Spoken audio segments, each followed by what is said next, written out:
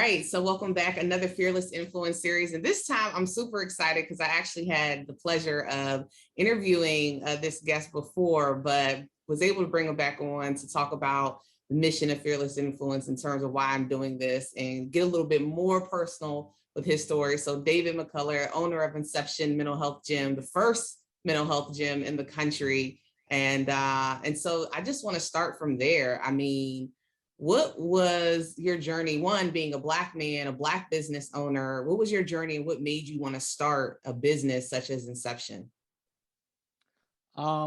Really my story just came from just necessity, dealing with anxiety and panic attacks and insomnia. That was like a wake up call for me. And I was already into business and self help. So when I had that need and I want to, find answers for myself, I actually found a piece of technology that helped me. And at that point in time, we were able to license that technology and use it as a business. So I thought that was perfect for me in terms of like wanting to help people and at the same time being able to continue to help myself because I didn't just get better because I did one thing. I was using that technology over some time frame. So just it just came about because of, again, need and necessity. And speaking of that technology, can you speak to exactly, because when I always explain people and tell them, you got to go to Detroit, you got to go, and check this Hmm. out. Because, I'm like gung ho, I actually got to make it out there myself. And can you speak to what some of this technology can do? Because I know we're not, a lot of times, especially within certain cultures, we're not as privy to what a lot of options that we have out here beyond, like you mentioned, just one thing, using just therapy maybe as one Hmm. tool or using life coaching as one tool. Like there's a lot of different tools, but technology can definitely lead the way. So can you speak to like what that technology can actually do for someone who wants to come to Inception? I always mention it's like it plays with like your neuro, like I so can you speak to that? Right. Well, I mean, honestly, we all have bodies, right? We all have brain and we all have bodies. And we all have a central nervous system. The central nervous system is responsible for pretty much everything, down to your peripheral nervous system, which spreads out through your hands and your feet, right? So the nervous system is everything. So when we have threats in the environment, the ANS, the automatic nervous system, is going to activate to help us, protect us from danger. And so, being in that activation mode, it can go into fight, flight response. We can go into freeze response. We can go into fawn response. So these are all happening underneath the surface, outside of our conscious participation. So it takes us out of what we call right now, if we're both in a state of rest or relaxation, we should be more parasympathetic dominant. That means rest and digest. We should be more socially engaged. We're socially engaging right now. But with our brains and our bodies, and that's when we think about mental health, the word is kind of deceiving in a sense because you think mental is you think cognitive, you think thought. But where does cognitive and thought typically end up?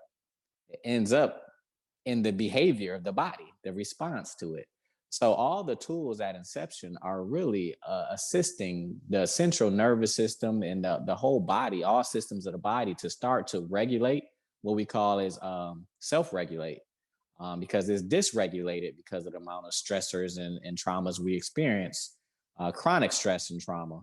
So the tools, even though it may seem very far out there for a lot of people, and the very basic sense of everything that's doing at inception is allowing you to go into parasympathetic rest and relax, rest and digest, because we're amped up, so everything is really causing the system to almost deactivate those stress response.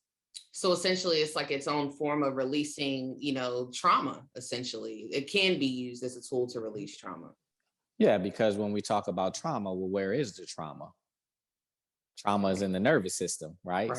So when we talk about, so if anything happens too fast, too soon, too sudden, what happens to the ANS, the automatic nervous system? It has to go into fight or flight, split second reaction. It has to go into freeze, second reaction.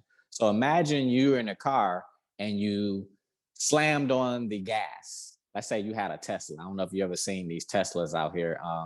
They're really fast. So if somebody slammed on that gas, your head would hit the seat. You Mhm. know, that's a trauma. So think if somebody slammed on the brake. So slamming on the gas is fight or flight, get out of dodge, mobilization. We need to run, we need to fight. Immobilization is slam on the brakes. Now, both of them, if you do them at split second, both of them are very jarring. I mean, literally, if somebody slams on a brake, you can go through the windshield, right? Right.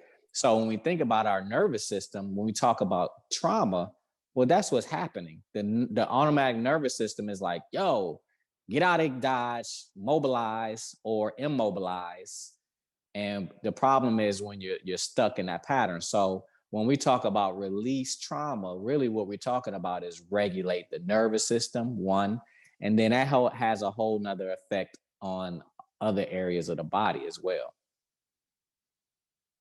Got it. Absolutely. So, can you speak to what it was like taking this concept and then opening up a facility? So, for someone who is saying to themselves, I have a business idea, or I want to franchise, I want to do whatever it is that they want to do. Were there any obstacles that you may, or some hurdles that you may have Mhm. overcome in opening an actual brick and mortar in terms of the concept that you have and what you're working with? Yeah, and I've been in other businesses as well. Me and my dad had me out in a landscaping company when I was like 7 years old. So I was no stranger to business, right? He had me go collect money from the clients. And I'm 8 years old. Go collect the money, right? Because one of the biggest problems with business is sales. Like you have to be a salesman. That doesn't mean that you have to be a sleazy car salesman, but there is a salesmanship to it, and you have to be able to ask for the money. So he started conditioning me at a young age to go, well, we finished the job, so go collect the money. A lot of times people think that's like, well, why is that such a big deal? That's a really big deal at the end of, once you show them the product or the service, okay, pay me, right? You go look at the profit. I've seen on one show on the profit where these this was it a meat company had like over $2 million of outstanding receivables. Well, the jobs were being done. They weren't going to collect their money. Right. So a lot of people, you have to become a business person and understand sales. For me, in terms of the business we got into, it just was like, and even still now, it's an educational issue, right? I have to go out and I have to highly educate people on why they would even want to do and use what we have. And that's been an issue from day one, and that still is an issue now. Is just a it's a I want to say easier issue because we have social media. Like back then when I started, to run an ad in a newspaper may cost you $1,400 or something like that. You go on TV, it's going to be even more. So all of our clients came word of mouth, but that was definitely an issue. But I just recommend people always start where you are. Like, don't think that you have to have it figured out and it has to look perfect. My thing did not look like what it looks like right now. We had one piece of equipment in a lower level of a building. It was a nice building, but it still was one piece of equipment. You got two black guys from 8 Mile talking about, let me train your brain. Like, those are some hurdles to overcome, right? But again, the belief, my father and my mother instilled belief in me at a young age. So having that belief is going to take you a long way in business, and knowing when to like cut your losses too. Sometimes you got to know to walk away from things that's like not working. Absolutely. And is that when you talk about belief, is it not only believing in what you're doing, but also just believing in yourself as well? Yeah, that's what I'm mainly talking about. If you believe in yourself, you can sell anything, you know. So that's first is believing in yourself and your why. Why are you doing this? Like if you I learned early on in my 20s that I was not money motivated. I'm not a money motivated person. That doesn't turn me on. Some people that I know in business, every time I talk to them, they got new business and they making all this money. And I feel like, man, I'm not making as much money as you are. But they look at me and they say, man, but you got this, this, and this. So I'm looking at them on the end of like making all this money. They're looking at me on the end of, but you're on purpose. you know? So being on purpose allows me to kind of, I don't want to use the word suffer through it, but it's kind of what it is, suffer and being, having uncomfortable moments. And that keeps you going. When I have clients come out and they say, I've never felt like this in my life. I mean, that right there for me, I'm not quitting when I hear stuff like that. That's changing people. So that goes along with my why. Why do I do this? And that why, I was just about to ask you when you said that when a client, may speak to them never feeling like that, that why also helps you sometimes keep that belief when maybe you Hmm. may not be feeling like you want to believe anymore, at Yeah. times, like when you have those down moments. And so it's a question I always ask in conclusion of just, from a fear perspective, is there anything that you do that just keeps you grounded in terms of when you're entering something new, you're entering a new room, and you mentioned that anxiety. So a lot of times, anxiety, we have these different thoughts or these different fears of how something could be or perceived. I mean, a lot of different versions that we can talk about in terms of anxiety, but is there anything that you may do or ritual that you may have, or just anything that you read, work on, or that helps you in terms of just overcoming any fear as you are trekking and navigating through, through business, through life in general? I read a book, it was some years ago. It's called Feel the Fear and Do It Anyway.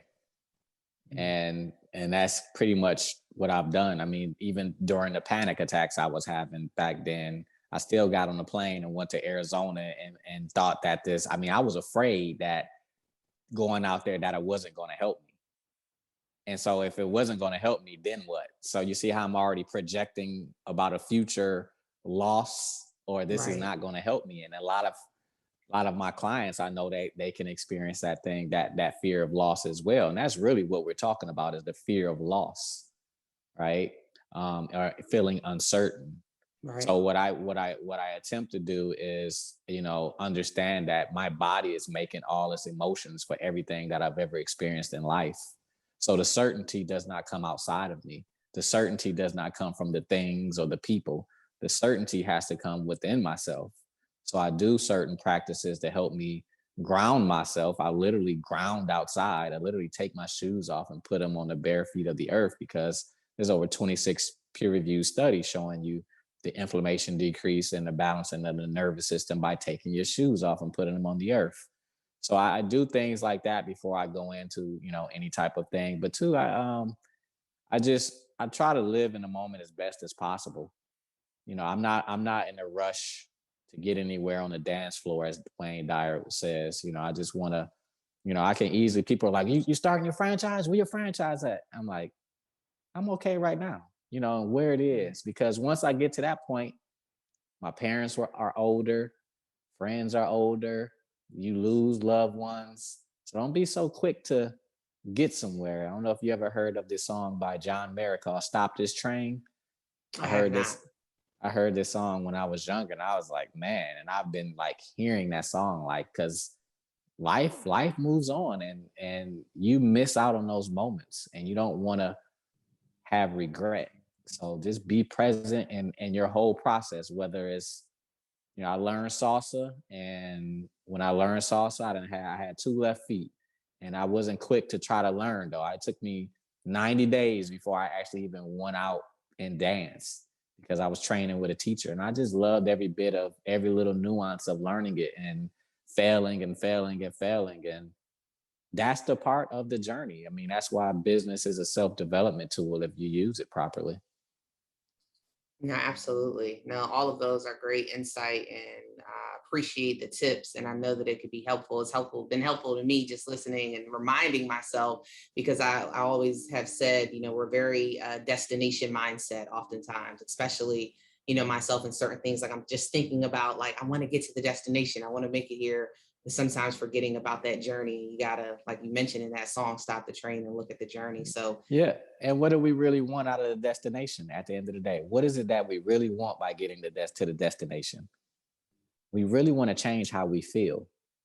So if you can learn that and change how you feel now versus using the destination, like the kids in the car, are we there yet? Are we there yet? Because we're bored until we get there. But you got to be able to change those feelings on the inside of you and find, again, back to that level of certainty in what you want. What is it that you really want out of what it is that you're doing? Right. Right. And then once you figure that out, then, you know, maybe some other answers will be unlocked. So no, I thank you so much, David, for joining me. I appreciate it. I appreciate your insight as mentioned. It's always a pleasure speaking to you. So thank you so much. Absolutely. And thank you for having me.